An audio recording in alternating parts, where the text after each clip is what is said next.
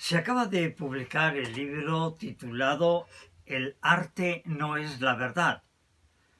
Contiene más de 25 entrevistas efectuadas al pintor malagueño y universal Pablo Picasso, en las que él habla en primera persona.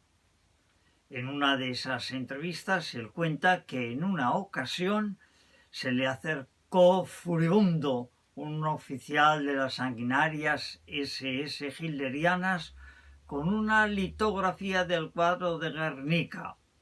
¿Usted ha hecho esto? Picasso le contestó: no, lo habéis hecho vosotros. El pintor es conocido que fue un ferviente ateo. Dicen algunos de sus biógrafos que como consecuencia de que culpaba a Dios de la muerte de su hermana Conchita más que por su comunismo.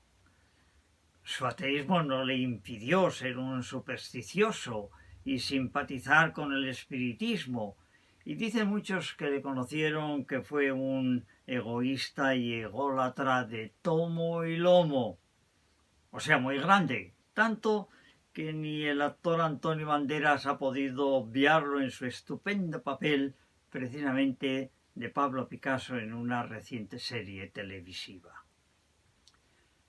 Si cambiamos los interlocutores de la conversación que hace un momento he relatado, imagínate un diálogo en estos términos. Bueno, como se dice para salvar cualquier responsabilidad, cualquier coincidencia con la vida real es pura casualidad. Un día, un enemigo de Dios se presentó ante él con una larga lista de males y desgracias acaecidas a la humanidad. Curiosamente, en la lista no aparecía ninguna de sus fechorías personales. «Tú has hecho esto», le espetó.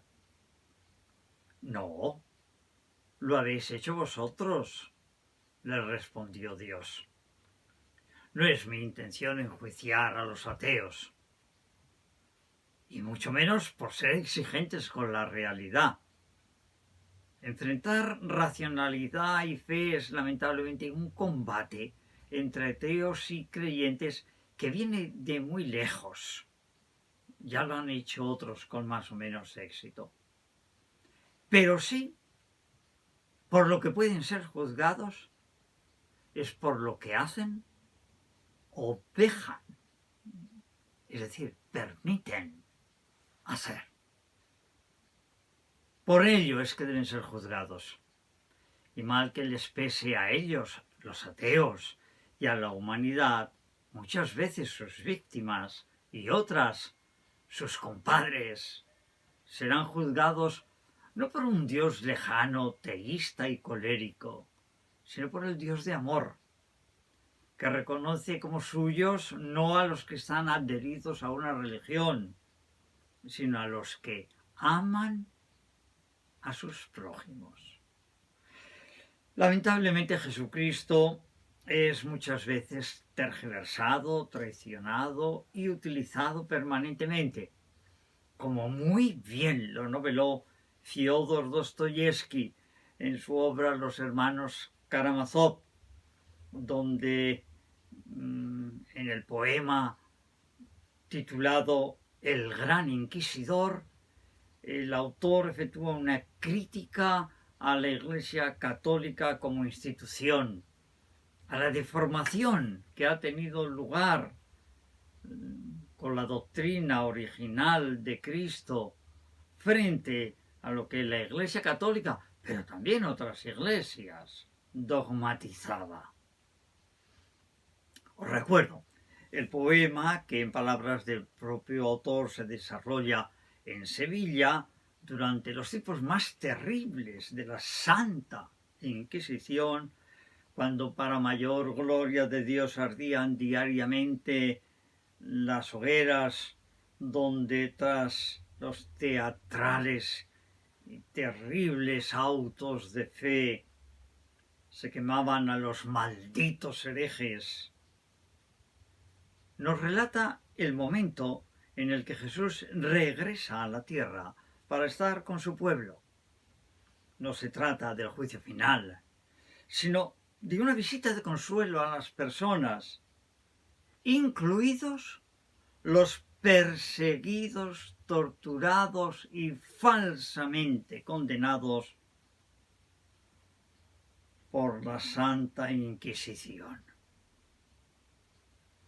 Como os decía, Jesucristo vuelve en esos tiempos de la Inquisición española a ver a su pueblo, que se ha desviado de la doctrina que él había querido. Jesús camina y la gente lo reconoce inmediatamente. Él con ojos y oídos de misericordia los ve, los escucha, vuelve a hacer milagros.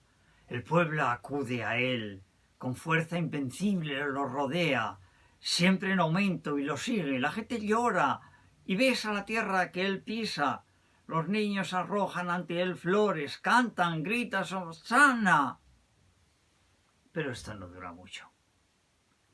En ese momento aparece el gran inquisidor, que lo ha visto todo desde la ventana de sus palacios,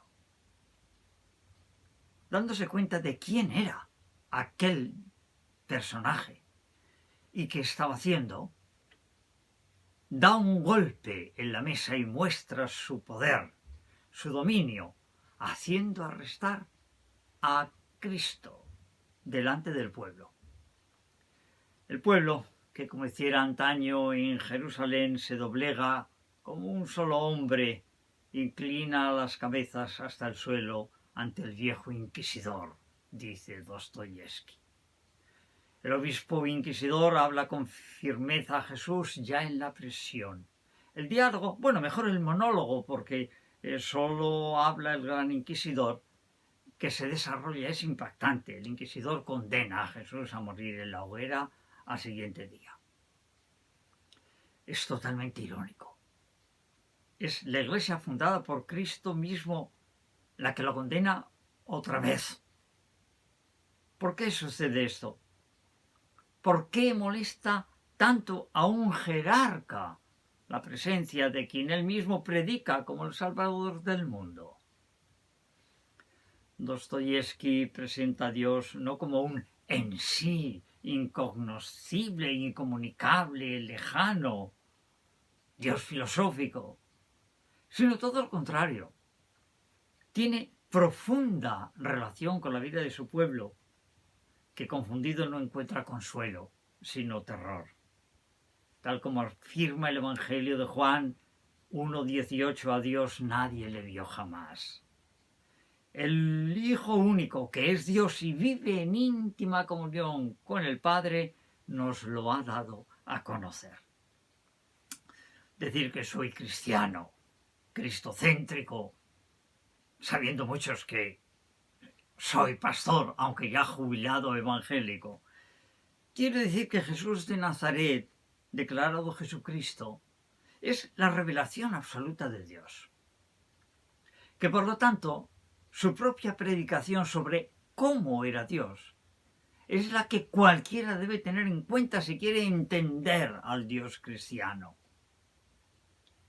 Es Él, y no los filósofos, ni siquiera los de la órbita cristiana, pero mucho menos los ateos y anticristianos, a quien debemos acudir para enfrentarnos a Dios. Quien no cree en Dios tampoco cree en el pueblo. Quien creyó en el pueblo de Dios contemplará su santuario, aunque no hubiese creído en él.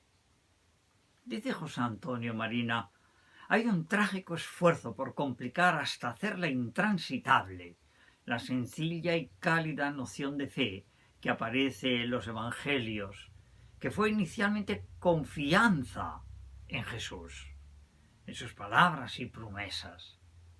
Propone él sustituir fe por confianza y dice, eso simplificaría las cosas. Confiar quiere decir creer que alguien no va a defraudar mis expectativas. Confío en la seguridad de un puente, en la honradez del director de mi banco, en el amor de la mujer que quiero, en la fidelidad de mis amigos. Confiar viene del latín confido, fiar.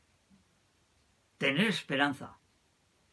Creer significa apoyarse en alguien que merece un crédito absoluto y a quien otorgamos plena confianza. ¿Se confía o no se confía? Pero la fe es un don de Dios, no es una conquista humana. Habéis sido salvados gratuitamente mediante la fe, y esto no es algo que provenga de vosotros, es un don de Dios, dice la carta a los Efesios capítulo 2, verso 8.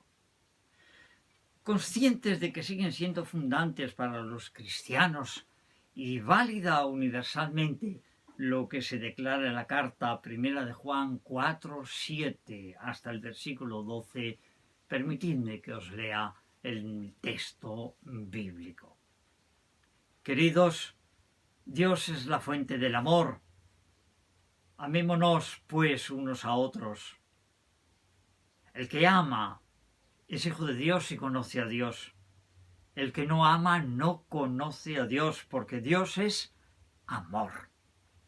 Y Dios ha demostrado que nos ama, enviando a su Hijo único al mundo para que tengamos vida por medio de Él.